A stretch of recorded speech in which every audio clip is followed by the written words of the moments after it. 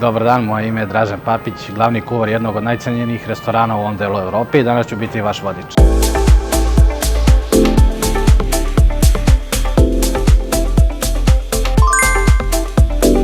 Danas ćemo da pripremimo jedno japansko meso. U pitanju je Wagyu govedina koja dolazi iz Japana. Nastala je ukrštanjem japanskih grla i grla koja su u 5. veku dolazile, to jest uvozili ih iz Koreje i iz Kine. Poznata je kao vrlo mekano i sočno meso. Wagyu govedina je poznata po svojoj prošaranosti, to jest po masnoći koju ima, koja se proteže kroz meso.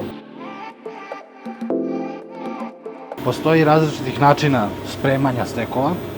Prvo ćemo meso da začinimo. Mi koristimo Maldon so i biber. Stekove koje spremamo u našem restoranu karamelizujemo. Maldon so daje bolju karamelizaciju mesu, a na koji način to radimo, sad ću vam pokažem.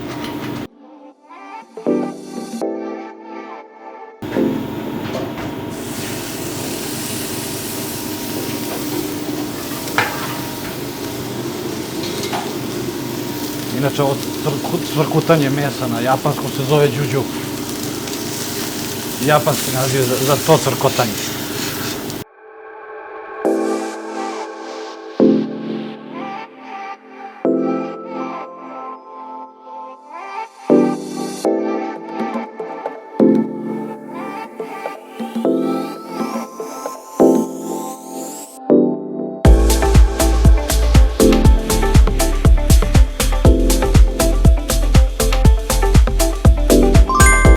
Japanese steak at Buddha Bar, Belgrade.